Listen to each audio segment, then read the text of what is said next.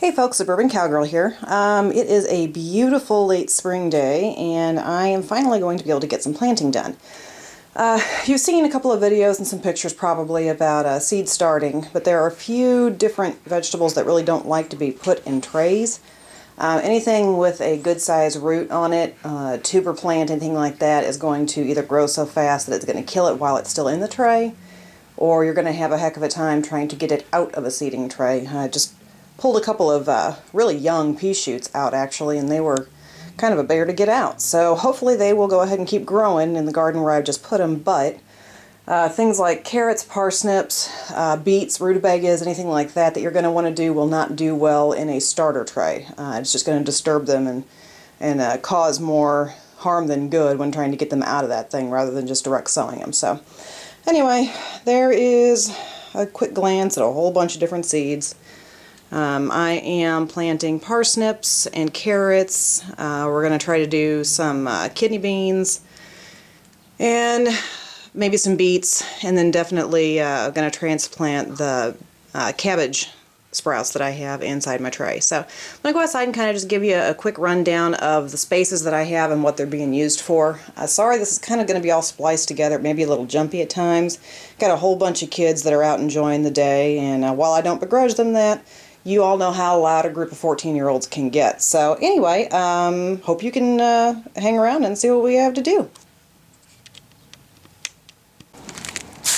Alright, so this is the original garden that we built. My husband did this for me for Mother's Day last year, and it was a fantastic present. Of course, he's always really good at figuring out what I want, and you know, I haven't ever had to take anything back he's given me, which is good because most of them are huge. But anyway, there are a couple of different sides to this one. One is shorter than the other. This is one of those pre-packed raised garden bed dealies that we actually have sitting on our back patio. So we do rent where we live at this point, so we didn't want to tear anything up without asking the landlord, but luckily he seems to be totally cool with us planting whatever, wherever. So this year we have two different kinds of lettuce over here. We've got iceberg and a red leaf lettuce that has a French name that I'm not going to even try to say on here because God knows it won't sound right. So those went in yesterday as just seeds, and you need to get those in while they're nice and cool, otherwise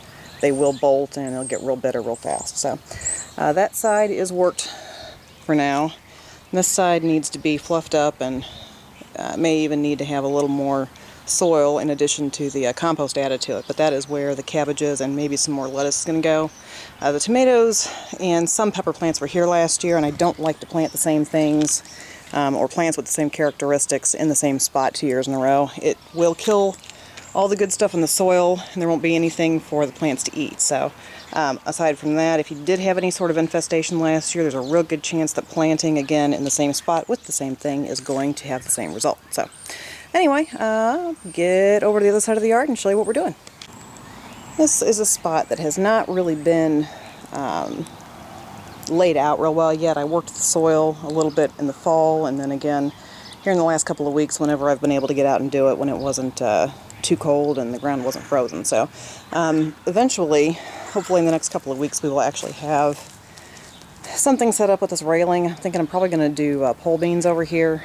So this will need to be kind of fenced off to keep the critters out of it, and then do some planting and probably put some sisal rope or something attached to stakes in the ground and then attached to that railing right there, which is really handy, so they can just crawl their way up there.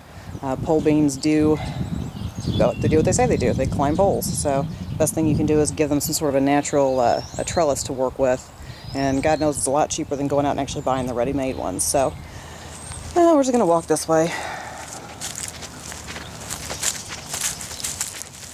Some of the things that I do in containers, either for the fact that they are easier to deal with in containers, like herbs and some of the smaller plants. And there actually is an herb pot right there. And I do have a couple of containers from this last season that are going to be cleaned up and resoiled and then replanted with something. I also really enjoy putting culinary herbs or herbs that are long-lasting indoors and something like this, and giving them away as gifts friends always seem to love them, and once you've got a good start on that plant and you've cut it back just a little bit, once you start seeing the new growth, and there's a real good chance that plant's going to survive regardless, as long as it's watered and has the appropriate amount of sunlight. So great presents. And then this particular container right here looks a little messy right now. This is Hawkeye's. She's got her sweet mint in here. She loves to use that for her tea, and she's quite the baker, so there's a possibility that may make its way into something tasty later. But the sweet mint, I did not realize, is a perennial, or at least is acting like a perennial in the conditions that we've grown it. So a lot of those things that look like dead twigs, when you start actually looking at them, you're going to see live shoots that are coming off of them. So we don't want to do anything with that until I know exactly what is alive and what is not. This one is to be determined, and this one I used last year for marigolds, and when the seed heads die, we just snip them off and crumble them out and put them back in there if I'm not saving them for any sort of medicine. So those actually are fairly self-sowing plants, pretty easy to take care of, and they do tend to keep away mosquitoes and other little bitey insects, so we like to keep those on hand. And this is a little bed on the side of our garage. It's a south-facing wall, so I'm not exactly sure what I'm going to put here. I do know that there, from experience last year of trying to dig into it, there is some leftover concrete or blacktop, something real close to the wall. I'm assuming they probably just dumped it next to it and then covered it with dirt and mulch. It's pretty typical on an older building site. So I was able to get some of that out of there. And go ahead and pile on some soil amendments, a little bit of compost, some more mulch, and then a couple of big bags of good garden soil, and kind of mix it in. So this is probably going to be used for something that either likes to trellis up or trellis out, one or the other. And see if we can't make use of something that really has no use right now. These are just little containers. Hawkeye and I did this yesterday. We've got sage in this one, and then in that one it is wild bergamot. Sage is really good for repelling certain insects, not to mention just the culinary quality of it. I love to have fresh sage on hand when I'm doing anything with pork or stews. It tends to bring out the flavor in just about anything. So hopefully we'll have a nice big batch out of that. And then the wild bergamot is more for the wildlife than anything. There are a few medicinal herb uses for it. It does have a beautiful flower and smells really good, but it does attract butterflies and bees. So, you know, the more life we have going on around here, the better it is for everybody. So, also over here in a nice little corner, it does get full shade for part of the day, but it's protected from the wind and the harsher elements by just the corners that are here. So normally when this grows up, the landlord did put some sort of ground cover down, so it comes back every year, and it's just this kind of green, stringy, it looks sort of like iris leaves, but it's not. And it covers well, and it helps the soil to drain well and not wash away, but it's really not very attractive. So I went ahead and planted some more wild bergamot over here, and it's a good possibility some butterfly weed is going to make its way over here this year as well. If you can go ahead and combine, form and function, I always like to do that. So, besides looking really nice and replacing the ground cover that's just kind of it'll also attract beneficial insects and keep away some of the ones that we don't like to have around. So that is that part of the bed.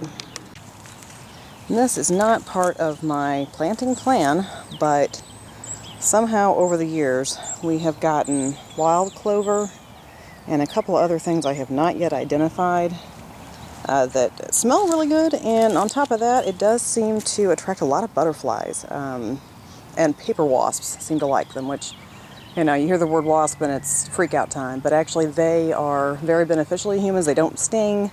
They look a little freaky, but they're really, really good for eating some of the insects that you don't want around your plants, like tomato cutworms and various other cabbage worms and things like that. So it does get mowed frequently, but it always pops back up, so we like that. And this, so far, is my pride and joy. There probably will be a second one being added, hopefully sometime this year. If not, then early next year. This was my wedding present from the husband, And he spent days and days of his vacation trenching it out and building this, and this was his first major building project. So needless to say, I was very, very proud of him. And it housed a ridiculous number of tomato plants last year. I don't know if you can see or not because of the sunshine, but up here in the corner you should be able to see some leaves and stuff suspended. There is bird netting all over this thing to keep the critters out, and the tomato plants were actually growing up through that, and I only used a little bit of fertilizer at the very beginning of the year. So last year's growing season was a little crazy because it was extremely hot and dry for the first, 2 months, with the occasional really strong storm. So the water and heat conditions were a little bit abnormal, but towards the end of the year, man, those things just started growing like crazy. So I already have planted a few rows here where you can see the little white planter name tags sticking up. We've got baby finger carrots, a couple of rows, go get a couple of rows of parsnips, and then here is where I am at right now. There's going to be a row of beets just to see how they grow out here, and then a couple more rows of different colored carrots. I'm going to try a deep purple and a bright orange carrot. So those unfortunately are not heirloom seeds, but if they do well, there are heirloom seeds that could replace those next year. I just want to see if we even like the taste of what we got before I go crazy buying more. So, and then there will probably be some either red kidney beans or turtle beans up there, black turtle beans. They're bush beans, so they grow out more than they do up, and should do really well out here. And then there will be, around this area somewhere, probably at least 5 or 6 tomato plants, smaller ones, just to kind of get them stuck in there because we eat more of those than we tend to eat anything else. But there will be other spaces for tomatoes this year, and some of these will be a spring crop, and then once they die back, like the carrots, once it gets too warm for them, they will die back, and I can transplant some more tomatoes out here. And then, I don't know if you can see real well or not, but down here, right there, we've got some, I think they're little marble peas, is what they're called. So, those were the ones that I was telling you about that I had a heck of a time getting out. They were pretty small, I thought, when I pulled them out, but yeah, apparently not so much. Their roots were grown all the way down through the little, like, 2-inch tall planter cells, and I had to kind of jimmy them up through there without breaking off the roots. So that was a little more difficult than I had anticipated, but hopefully they'll transplant well, and I am going to plant some more just direct sowing to see how that works.